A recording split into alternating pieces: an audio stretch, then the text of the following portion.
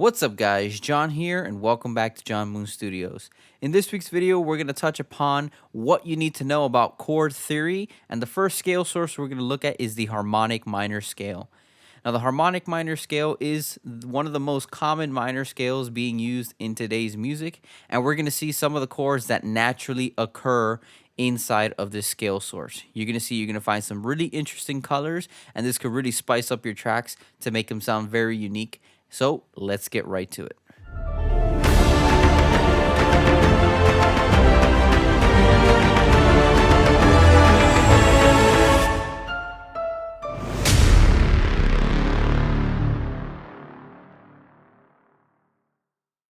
Alright, so in this series of what you should know about chord theory, we're going to touch upon 4 scale sources, and today we're talking about the harmonic minor.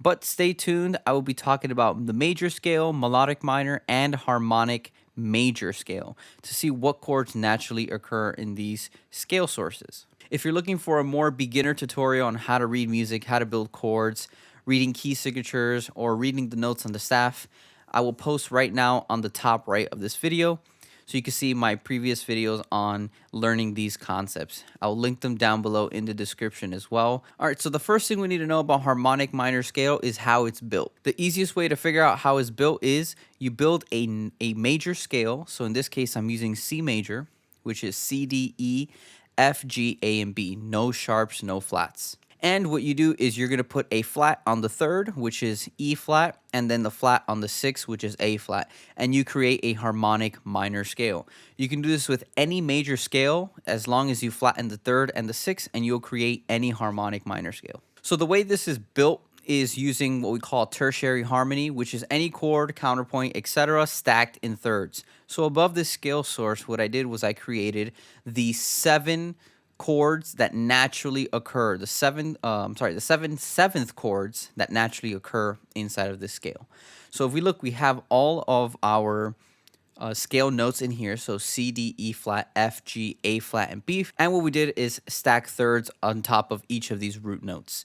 So the way we stack the thirds is, well, if you look at the scale source, you're going to see that C is first, then we have E flat, right? So pretty much thirds is every other note. So you're going to grab C, skip D, E flat, skip F, G, skip A flat, and then B. And this is how we get our first naturally occurring 7th chord inside of harmonic minor.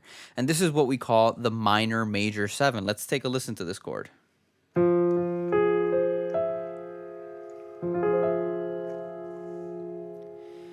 It definitely has some very interesting color to it, and keep in mind also you can use the triad version of these chords, right? So the triad version of these chords is just removing the top note, removing the 4th note from this chord. So you're left with just C, right, which is this bottom note here. Then you have E flat, and then you have G.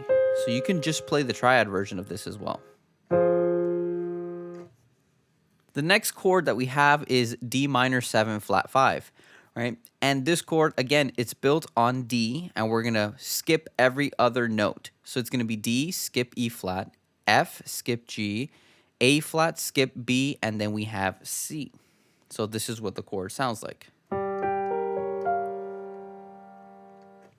Right? So continuing on, we see that we have a flat 3 major 7 sharp 5 chord, right? So that is a big name, but the reason why it has this big name is because, well, there's a flat 3, we have a major 7 in it. So from E flat to D is a major 7. And then we have a sharp 5 because an E flat chord actually has a B flat in here, but since B is natural in the harmonic minor scale, we have a sharp 5 now. So this is what it sounds like.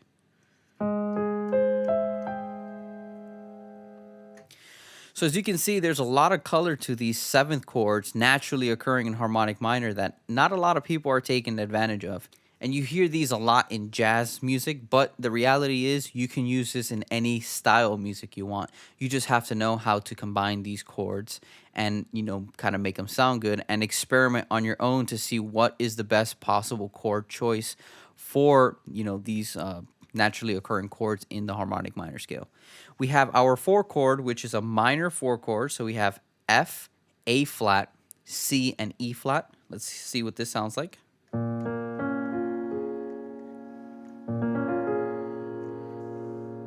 Next, we have a G7 chord. So the G7 chord is actually shared with the one in major as well. So this is just a 5/7 chord, a dominant chord. Next up, we have a flat 6 major 7 chord. And we have a major 7 because from A flat to G, that's a major 7 interval. Right? So let's take a listen to what this chord sounds like. And then last but not least, we have a B diminished 7 chord. Now this is a B fully diminished 7 chord, not a half diminished 7 chord, right? Not a minor 7 flat 5 like the 2 chord. And the reason why it's a fully diminished is because we have this A flat up here. So let's take a listen to this chord.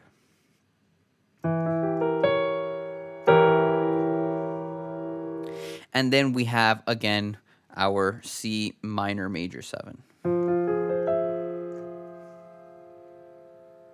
So now you're wondering, how is it that you're going to combine these weird sounding chords and put them inside of a chord progression for your songs?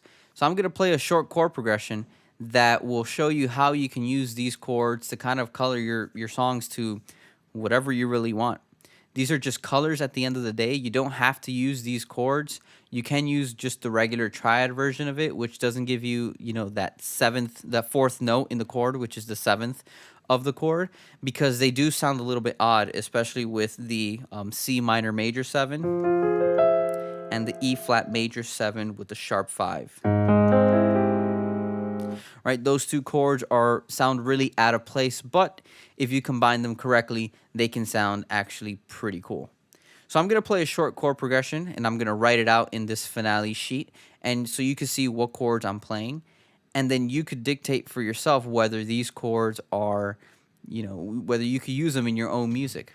My recommendation is I suggest you guys really learn these chords in this, scale source, because it's only going to help you paint a better picture of what you're trying to create or what emotions you're trying to, have the audience feel at a given time in your song. Knowing these chords from all these different scale sources gives you a ton of choices, and the way I like to kind of describe having these chords is like painting a picture. If you just have red, green, and blue, you have, the three colors that pretty much make up all colors.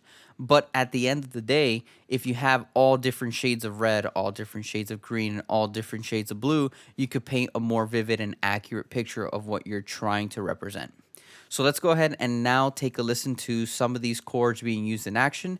I'm going to use some of them in triad form, some of them in their seventh chord form, so with that fourth note added. And let's see what kind of sound we can create using these naturally occurring chords in the harmonic minor scale. So here we go.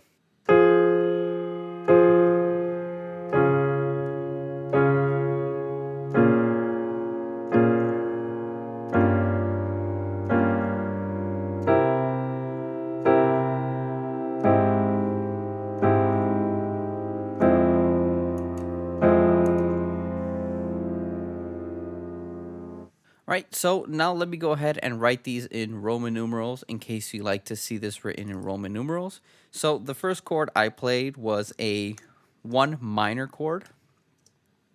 The second chord I played was a flat 6. Oops. It's a flat 6, right, major 7 chord. The third chord is a 4 minor 4. So this is minor 7. The next chord I played was a 2 minor 7 flat 5, right? Another name for a minor 7 flat 5 is a half diminished chord, or sometimes you'll see that it is written like this. So it could be a 2, and then it could say a circle with a slash through it, which also means minor 7 flat 5. This symbol is just telling you half diminished. You're going to see this symbol written mostly for classical kind of theory, and then you'll see minor 7 flat 5 written for more contemporary and jazz music. So moving ahead, we're going to see that the next chord I used was a 5/7 chord, and then I used the flat 3 major 7 sharp 5, and then I went ahead and used the 1 minor major 7 chord. Right, so that's a very basic explanation of what are the naturally occurring seventh chords in harmonic minor. So anytime you play the harmonic minor scale,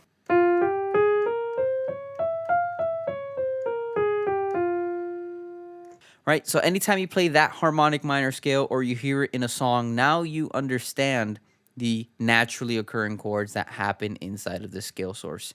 This can open up a lot of doors. This can open up your music to a lot of different colors that you can add into your chord progressions. So now you can stop using the very basic, triad forms or the very common chords, and you can experiment with something a little bit more colorful for your songs, and you can now give your audience exactly what you want them to feel. If you have any questions throughout this video, please drop your comments down below and I'll get to them as soon as possible. If you want to see more content like this, also please drop your comments down below and let me know. This is again the first part of this series. I'm going to cover the major scale. I'm going to cover melodic minor, or the more contemporary name for it is the jazz minor scale, and I'm going to cover the harmonic major scale. So stay tuned for those videos. If you found the information of this video helpful, go ahead and hit the like button, subscribe. Don't forget to hit the ring button so you don't miss any of my new videos. Also, don't forget to check out the John Moon Studio store. I have a variety of merch with the official John Moon Studios logo. And don't forget to send me pictures of you guys rocking your new merch with the John Moon Studios logo. I'll be featuring you guys on my YouTube channel. Thank you so much for your support. You could also check out my ebook found in the website, 5 Tips to Become a Successful Music Professional. It's a very short read, but these tips have helped me build a career in the music and film industry. Don't forget to share with your musician friends. I will see you guys soon.